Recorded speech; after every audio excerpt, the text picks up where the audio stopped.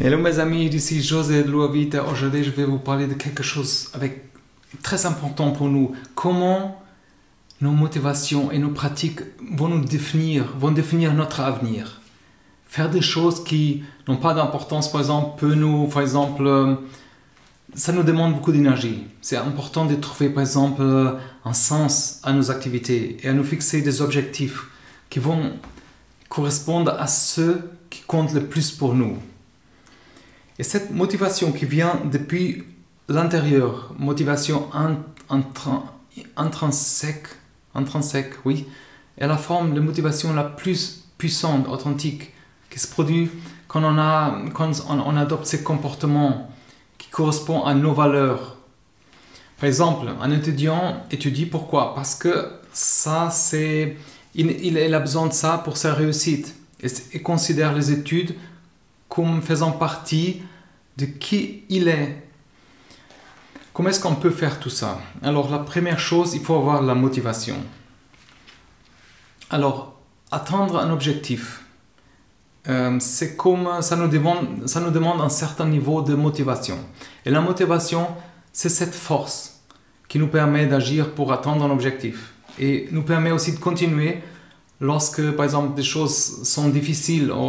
C'est la raison pour laquelle on se lève chaque jour pour faire l'exercice, ou par exemple rester après le travail pour finir un projet. Par exemple, c'est la force qui nous pousse à faire un effort supplémentaire. Par exemple, quand on exige quelque chose de nous, tout le monde a un différent niveau de motivation et à des différents moments. Ça veut dire la meilleure façon par exemple de maintenir notre motivation à un certain niveau, c'est de trouver les moyens de rendre ça, que ça vient d'intérieur, intrinsèque. Ça signifie qu'on le fait pour notre plaisir, pour nous. Par exemple, un coureur motivé court parce qu'il aime l'expérience d'être à l'extérieur, par exemple, bouger son corps. Et par exemple, quelqu'un qui écrit un livre, par exemple, il écrit parce qu'il apprécie la satisfaction d'écrire et voir ce livre être publié, par exemple. Un autre moyen, par exemple, d'augmenter notre motivation, c'est de nous concentrer sur des raisons pour lesquelles on souhaite faire quelque chose, par exemple. Mettre l'accent sur nos objectifs, sur les raisons pour lesquelles on le fait. C'est parce que ça nous donne, par exemple, un plus grand sens du but qu'on veut atteindre. Et à respecter nos objectifs. Et une autre manière puissante de motivation consiste à visualiser. Par exemple, c'est une pratique qui consiste à visualiser, par exemple, mentalement notre succès avec le plus de détails possible. Okay? Visualiser notre objectif. De cette manière, par exemple, ça nous visualise aussi une stratégie pour y arriver. Et ça nous donne aussi cette force pour rester sur la bonne voie. Et la motivation, comme j'ai dit, c'est un peu complexe. Mais s'il n'y a pas une formule universelle, le succès c'est différent pour chaque personne. Mais la chose la plus importante, c'est que notre motivation doit venir de chez nous. On ne peut pas être motivé par quelqu'un ou par une autre personne parce qu'elle veut qu'on fasse quelque chose. Comment dire ça? Ça c'est le problème de la société qui nous donne des choses comme c'est juste. Ça c'est juste pour vous. Notre motivation est le lieu où se déroule notre vie. C'est là qu'on définit notre sens des choses. On planifie l'avenir, on va imaginer. C'est là qui vit nos valeurs, par exemple. Nos besoins, nos priorités. Ces objectifs sont notre passion. Et la seule façon de cultiver, on dirait comme ça, notre motivation, c'est vraiment passer par un choix qui est important et intentionnel pour nous. Par exemple, pour nous aider, par exemple, il faut une autodiscipline. C'est vraiment quelque chose d'important. L'autodiscipline, ça nous aide à réussir dans des domaines qu'on veut réussir. Ça veut dire, Ça peut nous aider à faire des choix qui sont plus importants et plus sains, par exemple. Alimentation, notre mode de vie, nos projets. Et ça nous améliore, ça va nous donner une certaine santé mentale.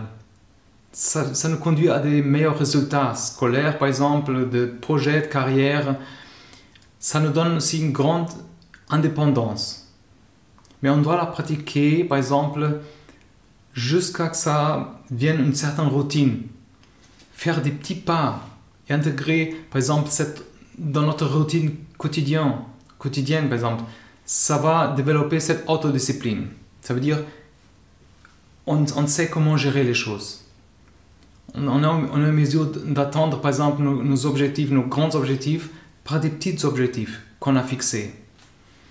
Alors, une manière de développer cette autodiscipline est de déterminer notre pourquoi. Pourquoi est-ce qu'on veut, pourquoi est-ce qu'on fait.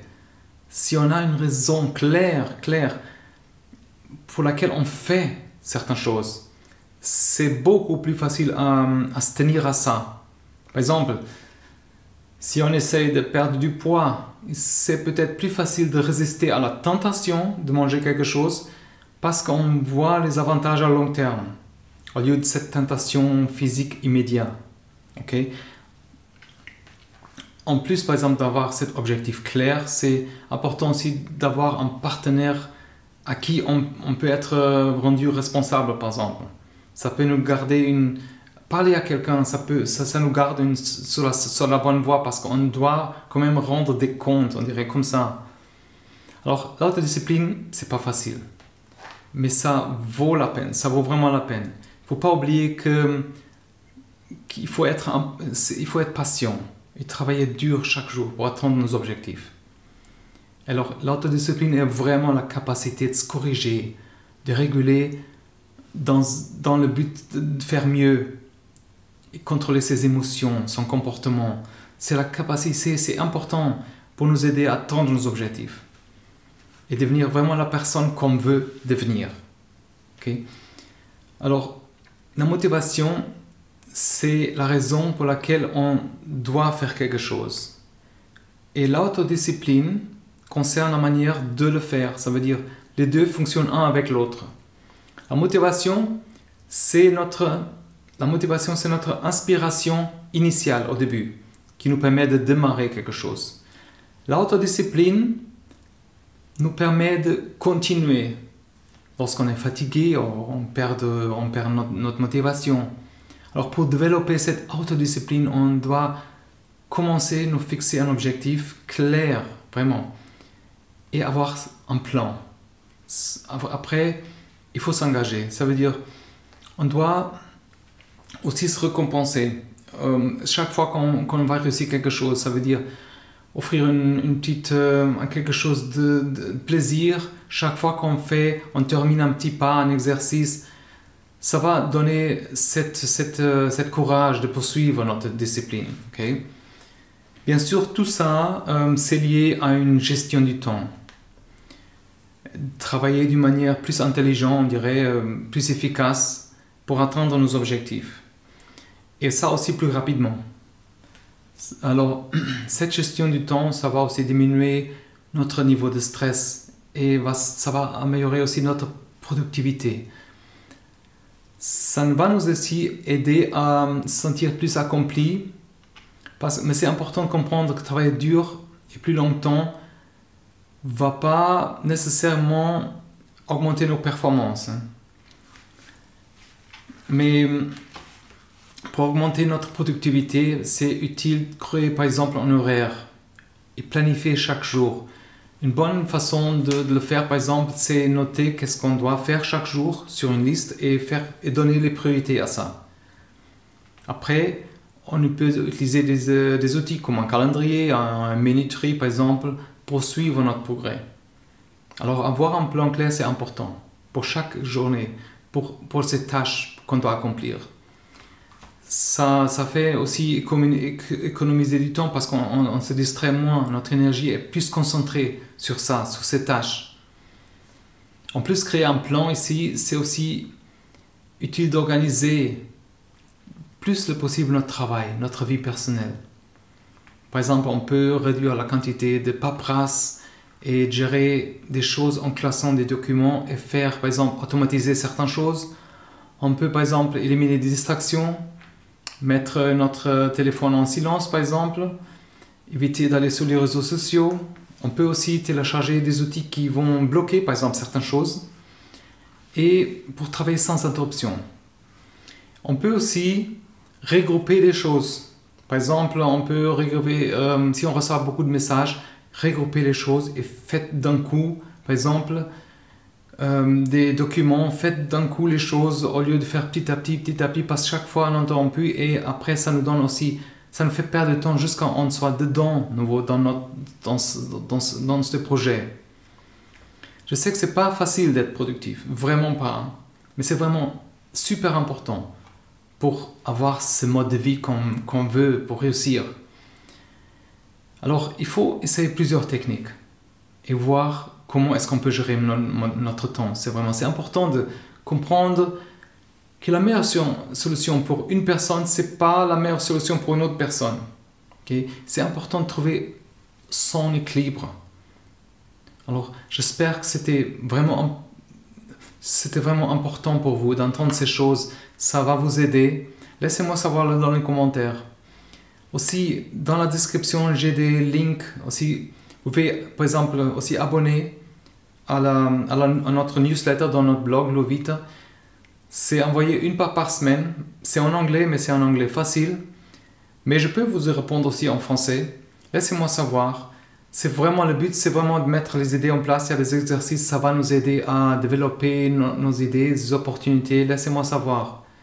J'espère que c'était important pour vous et il ne faut pas oublier de s'abonner aussi. Mais merci beaucoup d'être là. À la prochaine. Tout de bon. Hein.